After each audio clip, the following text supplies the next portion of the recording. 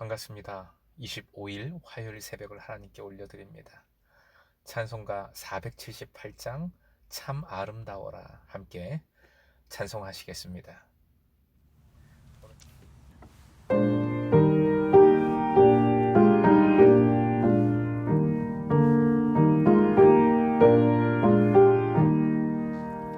참 아름다워라 주님의 세계는 저 솔로몬의 옷보다 더 고운 백합화 주 찬송하는 저 맑은 새소리 내 아버지의 지으신 그 솜씨 깊도다 참 아름다워라 주님의 세계는 저 산에 부는 바람과 잔잔한 시냇물 그 소리가 있네 주의 음성 들리니 주 하나님의 큰 뜻을 날 뜻하도다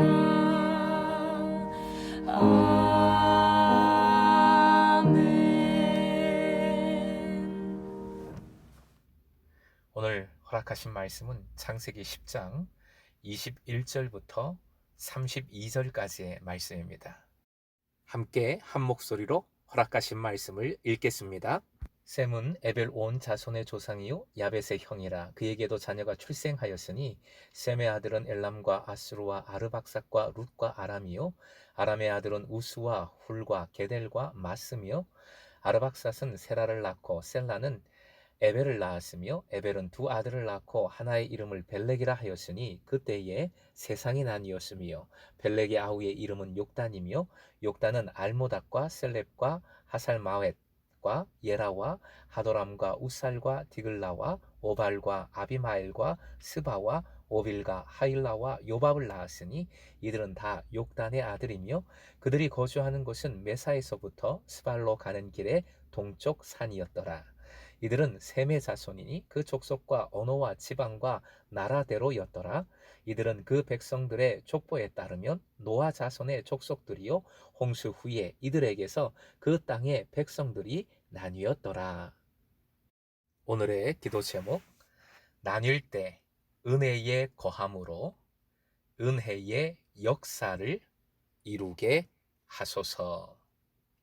나뉠 때 은혜의 거함으로 은혜의 역사를 이루게 하소서. 먼저 큐티집 날짜에 잘못이 있어요. 교정을 거치면서도 우치 발견이 안 되었는지 의아한데 사랑으로 덮어주시길 바라고 이렇게 하십시다. 날짜 요일 상관없이 성경 본문을 기준으로 하루하루 큐티에 나가시면 됩니다. 그리고 맨 뒤 창세기 11장 1절과 그리고 2절 3절을 합쳐서 31일 월요일에 큐티해 주시면 5월이 마무리됩니다. 자, 이제 본문으로 들어옵니다. 21절에 특별한 표현이 보입니다. 화면 보시고 함께요. 시작. 그에게도 자녀가 출생하였으니 생육하고 번성하라 하신 명령과 약속의 실현이 계속 이어진다는 것이지요. 다만 이 색다른 표현을 통해 셈의 족보의 중요성을 부각시킵니다. 성경은 여러모로 셈의 족보의 중요성을 부각시키고 있습니다. 먼저 노아의 세 아들 중 장자인 셈의 족보가 이렇게 맨 나중에 나오지요. 어떤 무대의 메인 가수가 맨 나중에 나오는 것과 같이 중요하기 때문에 가장 나중에 기록을 한 겁니다. 그리고 이 족보는 11장에 다시 나옵니다. 바벨탑 사건 이후 셈의 족보가 바로 나오는 것이지요. 그 족보는 아브라함과 연결된 것까지 기록을 하고 있습니다.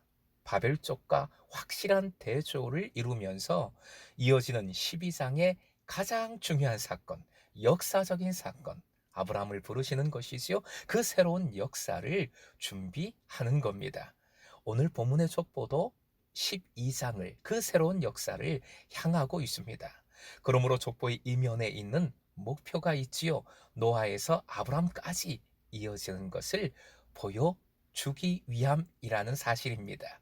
먼저 21절 셈은 에벨 온 자손의 조상이라 했습니다. 에벨은 에베르 종족으로서 히브리족을 의미합니다.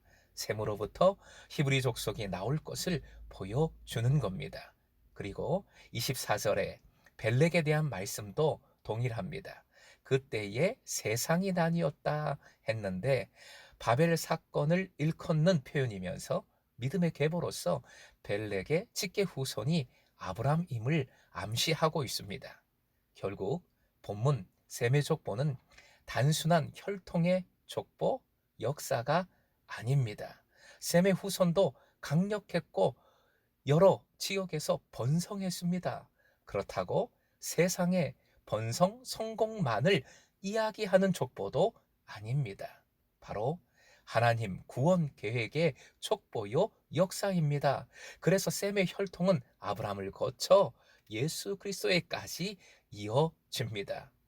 하나님의 약속과 재창조의 은혜 속에서 노아의 후손으로 인해 인류는 번성합니다.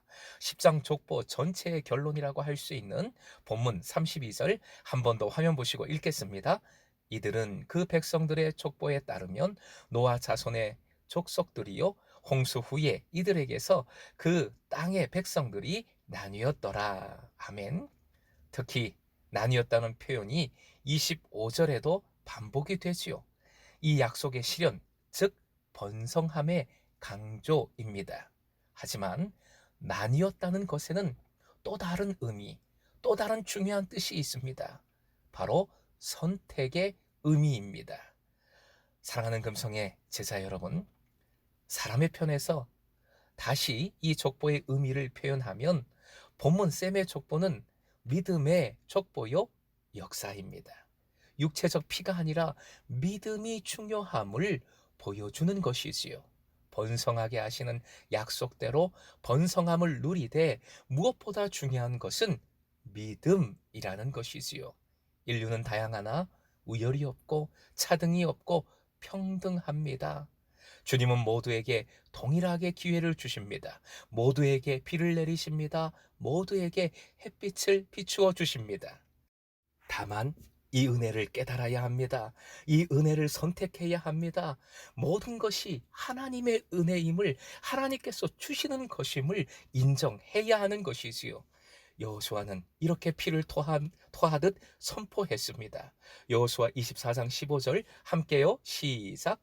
만일 여호와를 섬기는 것이 너희에게 좋지 않게 보이거든 너희 조상들이 강 저쪽에서 섬기던 신들이든지 또는 너희가 거주하는 땅에 있는 아모리 족속의 신들이든지 너희가 섬길 자를 오늘 택하라. 오직 나와 내 집은 여호와를 섬기겠노라. 아멘. 사랑하는 금성의 제자 여러분, 사랑으로 우리는 모두를 품어야 하겠습니다. 차별함이 없어야 하겠습니다. 그리고 나뉠 때, 즉 선택을 해야 할 때 세상의 번성이 아니라 은혜를 택하여 믿음의 족보, 믿음의 가문, 믿음의 역사를 이루십시다. 바로 이것이 참된 성공이요 행복임을 믿으시길 바랍니다. 이 믿음으로 세상을 하나님 나라로 변화시키는 것이지요. 오늘도 나뉠 때 오직 은혜를 택하여 하나님을 기쁘시게 하는 하루가 되시길 주님의 이름으로 축원드립니다.